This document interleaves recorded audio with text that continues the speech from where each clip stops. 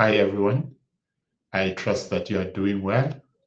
So today I just want to talk about something that is not so nice to talk about, but we have to talk about it because it's very important. So today I just want to look at issues around your levies. I'm just going to point out a few things that are important. It is always important to remember that levies are payable on an annual basis. So you need to make sure that every year you keep an eye on your inbox regarding any communication on your levies. There are scheduled dates when normally levies are payable. Levies are payable by the 31st of October of each year. But I think last year we saw a date of 30 October on the statements. And this year we have seen that the statements have actually indicated that the levies are due by the 30th of November. But the key principle there is that there is a due date for levies, and levies need to be paid on time. And if you fail to pay levies on time, it might actually prejudice your license. So another thing that is important is to remember that the levies that you pay are determined by the category that you fall under. So there are levies for category 1 or 4, excluding your long-term A and your friendly societies. There are also levies for Cat 2, 2A, and 3. And additionally, there's a blanket levy that applies for the OMBAT for financial services. So the actual amounts, they do change from time to time. And as you may have seen, these amounts, maybe there was a time when they were very stable and not changing for a long time, but they do change at some point in time.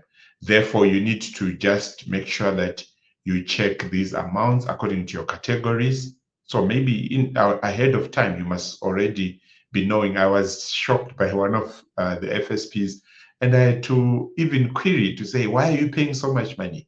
But when you looked at the figures, you then realize, okay, it actually makes sense. So you just need to keep an eye on what is applicable to your category. And also, just in passing, I need to mention that when these levies are set, there is communication that goes out and invites comments where role players like you and me can actually give input on the levies that are being proposed, especially when they are going to increase. So you can actually add your voice to the issue of levies. So levies need to be paid. I think that I've overemphasized, and you pay according to your category.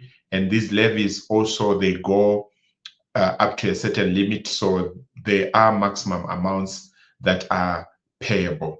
So two things I may just need to mention here that each FSP needs to take care of. And this is more maybe from a practical point of view. Normally, the levies are calculated according to the number of reps and KIs as at the 31st of August of every year.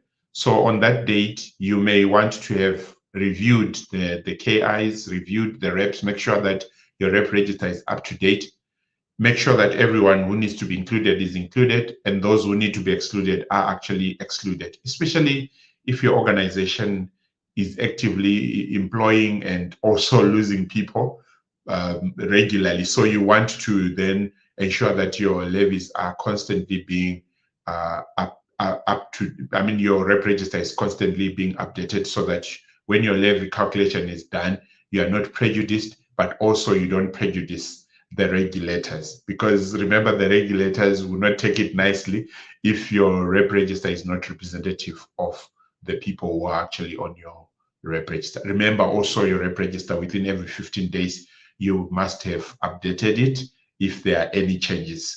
So that's very important to remember. So levies need to be paid. I think that's my actually emphasis today.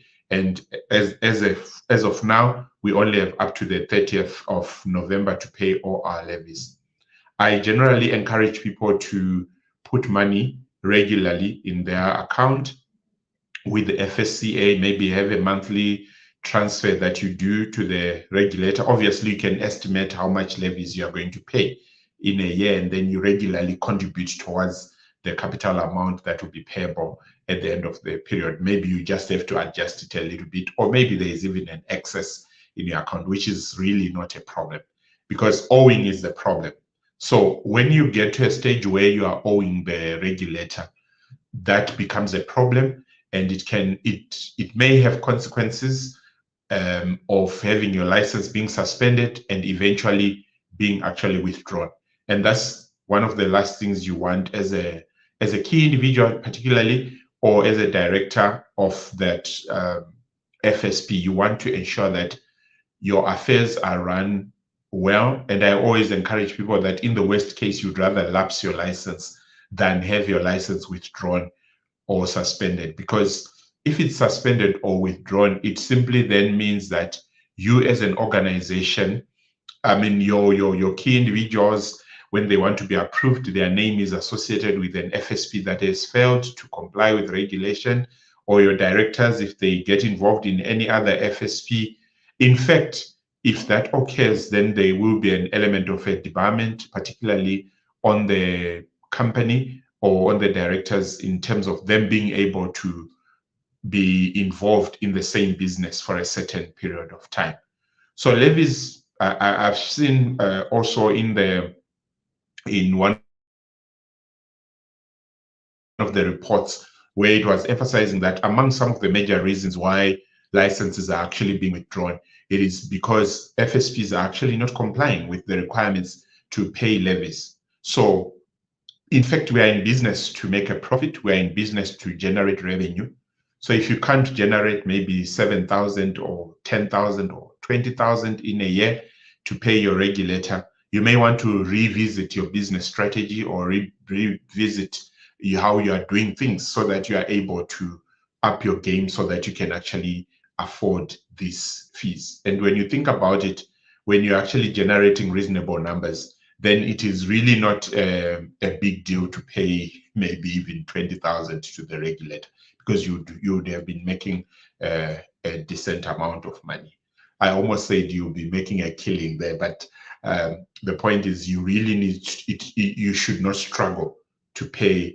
In fact, levies are more like one of your operating expenses, though it's a once-off type of expense. So you want to make sure that you pay your levies. Yeah, so my message is simple.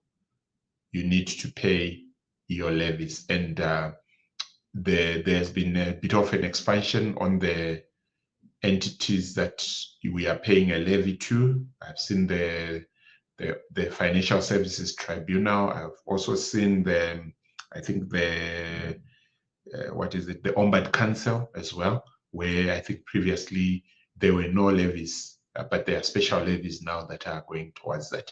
But